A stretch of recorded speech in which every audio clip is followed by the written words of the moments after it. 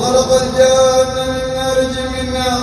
أحمد ربي وأشكره على فضله المنرار، وأشهد أن لا إله إلا الله وحده لا شريك له شهادة حق تنجي من النار. وأشهد أن نبينا وسيدنا محمدا عبده ورسوله المصطفى المختار. اللهم صل وسلم وبارك على عبدك ورسولك محمد وعلى آله وصحبه البررة الكرام. أما بعد، فاتقوا الله أيها المسلمون حق التقوى، واستمسكوا من الإسلام بالعروة الوثقى، فإن تقوى الله خير زاد، ونعم المدخر ليوم الميعاد. عباد الله، إن لكل أمة عيدا يعود عليهم في وقت معلوم، يتحقق فيه أمل ويتتابع فيه عمل، وتتقوى به عقيدة تلك الأمة، وتقوم به بعبادتها، وتحقق به جانبا عظيما من وحدتها، ويتمثل بهذا العيد رمز وجودها. قال ابن عباس رضي الله عنهما في قوله تعالى: لكل أمة جعلنا منسكا هم ناسكوه. قال منسكا يعني عيدا، لكن أمة الإسلام تختلف في عيدها عن الأمم الأخرى. فالأمم غير الإسلامية أعيادها أعياد الجاهلية، أضلية من وضع البشر، لا تنفع في هداية القلوب بشيء. أما أمة الإسلام فقد بنى مجدها الواحد السمد رافع السماء بلا عمل. قال تعالى: اليوم أكملت لكم دينكم وأتممت عليكم نعمتي ورضيت لكم الإسلام دينا.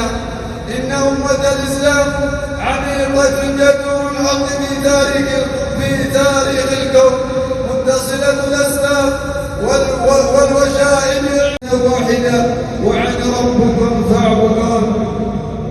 وقد جعل الله برحمته وحكمته هذين العيدين بعد عبادة عظيمة، فجعل عيد الفطر بعد الصيام والقيام ينقل النفس من الجهد والاجتهاد في العبادة إلى المباحات النافعة التي تجم القلب ليستعد لعبادة أخرى.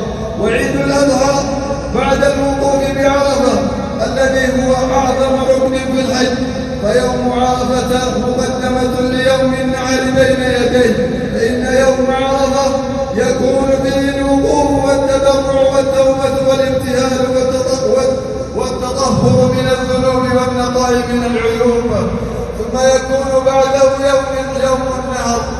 وجاء في فضل هذا العيد ما رواه أحمد وأبو داود من حديث عبد الله بن قرة أن النبي صلى الله عليه وسلم قال: أفضل الأيام عند الله يوم النحر ويوم القر،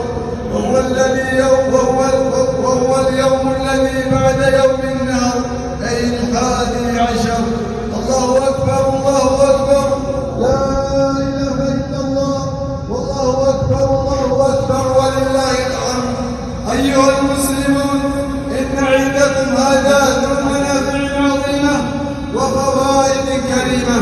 منافعه في العبادة، حيث يتضرر فيه المسلم بأحب الأعمال إلى الله تعالى. ومنافعه في الاجتماع، حيث يتواصل فيه المسلمون ويتزاورون ويترابطون ويتسامحون ويتفادون ويكونون كالجسد الواحد. الله أكبر، الله أكبر، لا إله إلا الله، والله أكبر، الله أكبر، ولله الحمد. عباد الله، الصلاة فإنها عمود الإسلام وناهية عن الآثام. أقيموها في بيوت الله جماعة، فإنها أول ما يسأل عنه العبد يوم القيامة، فإن قبلت وقبل سائر العمل، وإن ردت ورد سائر العمل. وأدوا زكاة أموالكم طيبة بها نفوسكم، فمن أداها فله البركة في ماله والبشرى له بالثواب، ومن بخل بها فقد محقت بركة ماله والويل له من العقاب. وصوموا رمضان وحج بيت الله الحرام تدخلون الجنة بسلام. وعليكم ببر الوالدين وصلة الأرحام فقد فاز من وفى بهذا المقام. وأحسنوا الرعاية على الزوجات والأولاد والخدم ومن ولاكم الله أمره، وأدوا حقوقهم واحملوهم على ما ينفعهم وجنبوهم ما يضرهم. قال الله تعالى: يا أيها الذين آمنوا قوا أنفسكم وأهلكم نارا وقودها الناس والحجارة عليها ملائكة غلاظ شداد لا يعصون الله ما أمرهم ويفعلون ما يؤمرون. وفي الحديث عن النبي صلى الله عليه وسلم: كلكم راع وكلكم مسؤول عن رعيته. الله أكبر الله أكبر، لا إله إلا الله، والله أكبر الله أكبر ولله الحمد. أيها المسلمون، إياكم والشرك بالله بالدعاء والاستعانة والاستغاثة والاستعاذة والذبح والنذر والتوكل والخوف والرجاء ونحو ذلك من العبادة. فمن أشرك في عبادته فهو في النار. قال تعالى: إنه من يشرك بالله فقد حرم الله عليه الجنة ومأواه النار وما للظالمين من أنصار. وقال تعالى: وأن المساجد لله فلا تدعوا مع الله أحدا. وإياكم وقتل النفس التي حرم الله.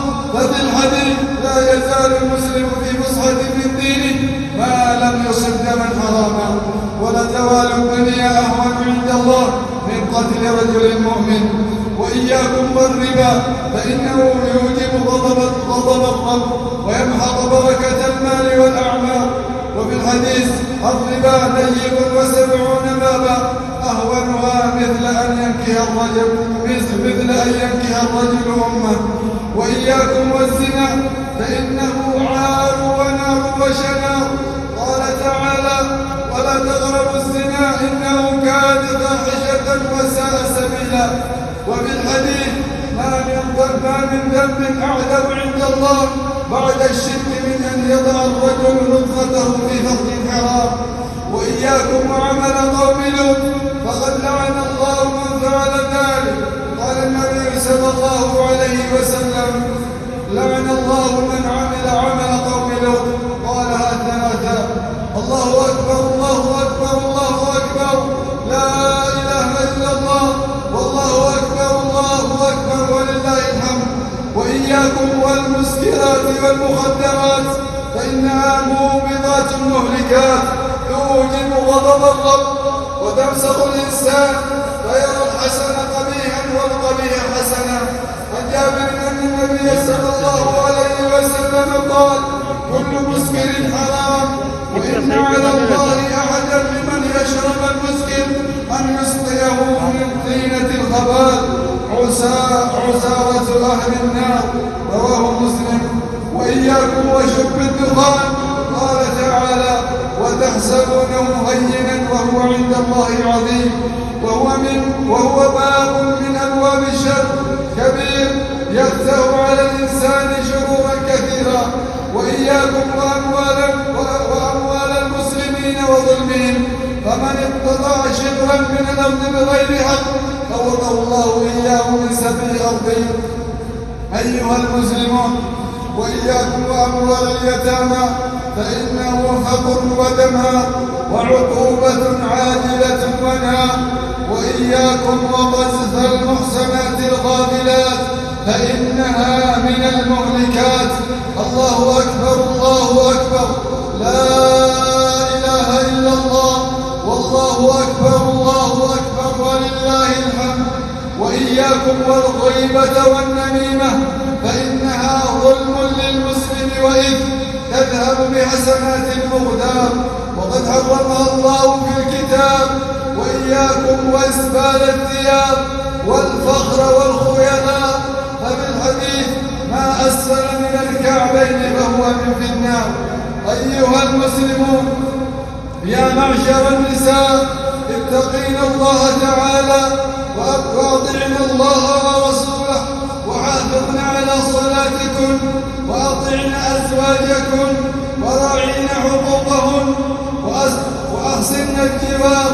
وعليكن بتربية أولادكن التربية الإسلامية ورعاية الأمانة، وإياكم والتبرج والسفور والاختلاط بالرجال، وعليكم بالستر والعفاف تكن من الفائزات وتدخلن الجنة مع القانتات. عن عبد الرحمن بن عوف قال: قال رسول الله صلى الله عليه وسلم: إذا صلت المرأة خمسها وصامت شهرها وحفظت فرجها وأطاعت زوجها قيل لها ادخل الجنة من أي أبواب الجنة شئت. رواه الطبراني. الله أكبر الله أكبر، لا إله إلا الله، والله أكبر الله أكبر ولله الحمد.